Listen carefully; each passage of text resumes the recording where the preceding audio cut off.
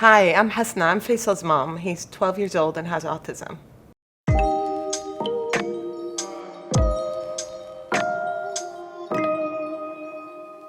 So how did I feel when when I first started noticing that Faisal did not,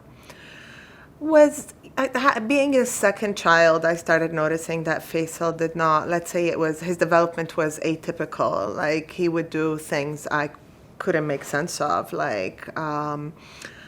just repeat things. His language wasn't coming about. I would ask him a question. He would answer something completely unrelated. I really didn't feel anything until he was about 2.5, 3. And then when I was expecting him to hit all these milestones, he never did. And the greatest indicator was language. I couldn't communicate with him. I couldn't connect with him.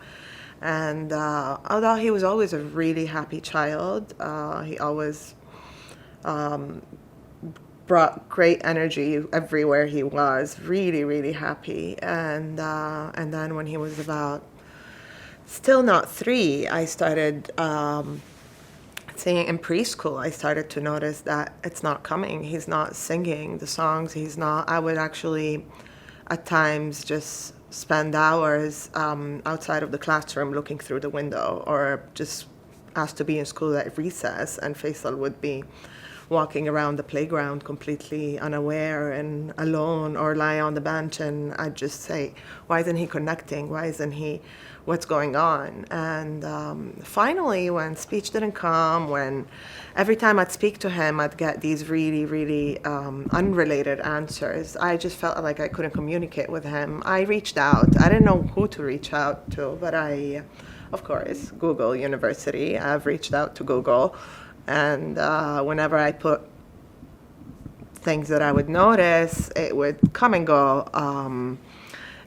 The word that kept coming up with autism. So that became probably the most dreaded word for me at the time. So I did ask some mothers, and finally I was referred to a clinical psychologist, which I took him to. And it took her about a couple minutes, I would say 5 to 10, to tell me he has autism. He's exhibiting symptoms of autism. And I said, I just got here. What do you mean he's exhibiting symptoms of autism? Aren't you going to test? Isn't there like a medical exam? Like, this is just step 1. And I looked at him and I said, no, how is it possible? Like 5 minutes ago you didn't have it and now you have it.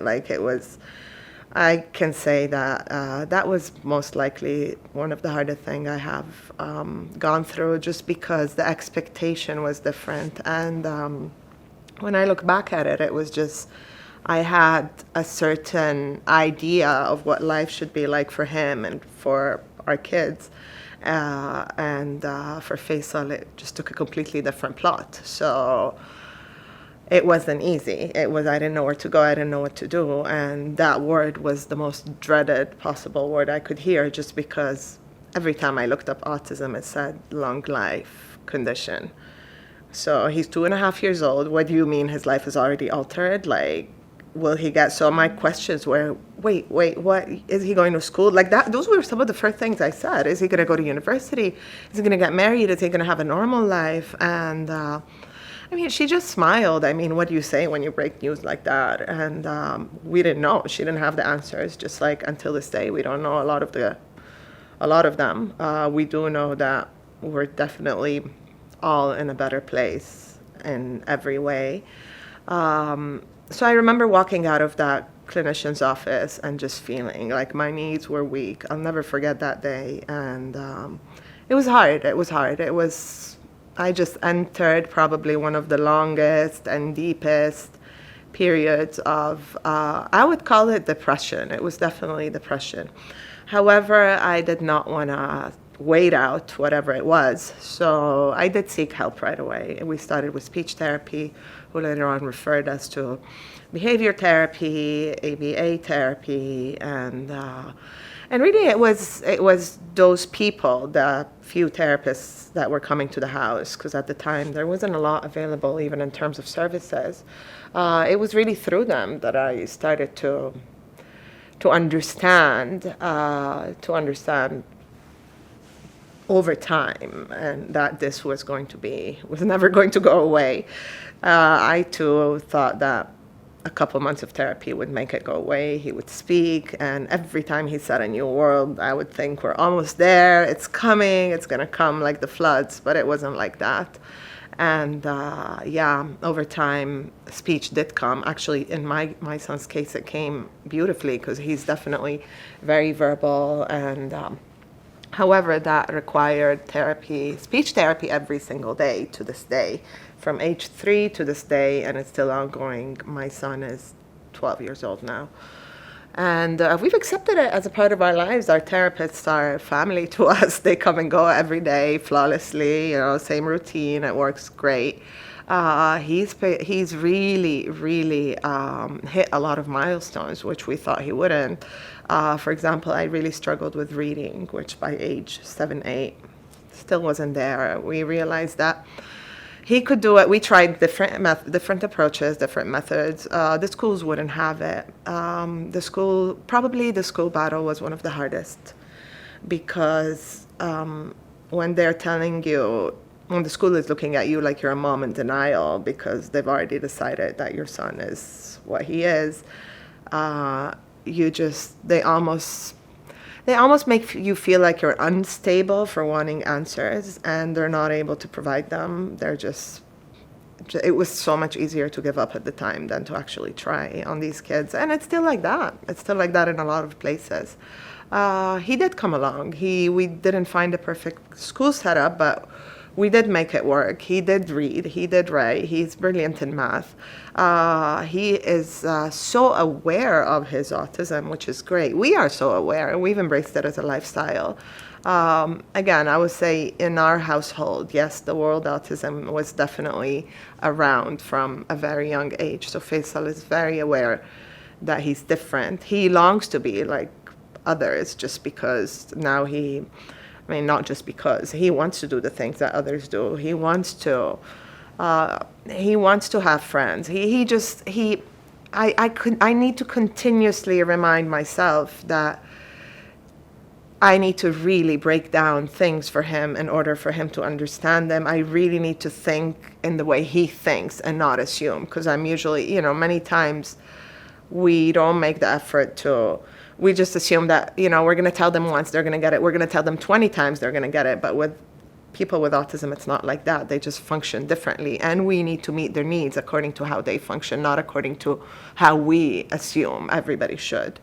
And he's definitely opened my eyes to a whole new world. I would say the depression phase was also about 2 years that I didn't want to get out of bed, but I still did because of him. I didn't want to. It affected everything. It affected my marital status. It affected how I went about it. Took away a lot of attention from his siblings. It wasn't easy. And when finally I went from hating the word autism to accepting it, I would say it took a good 2 to 3 years where autism was just empowering at this point. Calling it something, knowing that it's okay and it's going to be okay, and at least now we know what we're working with. Every little thing Faisal would do. I remember him working with his therapists in the beginning at about a little less than 3 years old, and I would sit outside of the door with a little opening, just waiting to hear the first word or waiting to hear. And when it would come, I would be celebrating for a day. It would just be like, wow. And that's what life was like and continues to be. Every time there's something new, it's like that aha, wow moment that you would take for granted for other kids. But for me, it was, oh my God, he did this. Oh, we need to celebrate. Oh, it was. And what's amazing, honestly, in this journey has been the people that we've just come across because of it. We realized that it's become so common that we weren't alone in it. And it was just so empowering to come together and be like, okay, he does that too. And to the point that we now make jokes about our kids, and we find it so entertaining how we've come to embrace this new reality and live the way we do. So I do think my son made me a better person. I do think he's an absolute blessing. I do think that we need to be more accepting because the way they see the world is also wonderful. He remains a very happy person, whether we like it or not, or whether he doesn't care he's happy. So I think rather than tell the world change rather than tell him change to fit into the world and to what the expectations are from school, from the community, from this, I would say, no, we have to change the world to fit their needs, because they're also, just like everybody else, they're also part of like human fabric. So at the end of the day, whether it's neurodiverse or if it's culturally diverse, if it's racially diverse, it's still diverse. So if we look at it with those eyes, that it would be very, very different than it is now. And yes, the services continue to remain a challenge, just because it's a lot. I mean, I don't feel like we understand enough. But it's coming. The world is definitely, without a question, changing to fit more autistic individuals, because it's, 20 years ago, I don't believe many of us didn't know or didn't even know what autism was. But now I look around me, I'm surrounded by people who, it's become very, very common. So I'm surrounded by friends that I didn't know many, many years back, then they had babies and they were, so it really is a universal concept. It's something, autism is very universal, no matter where you are and what you are and where you live, autism is there. So we definitely need to make the world more accommodating for their needs.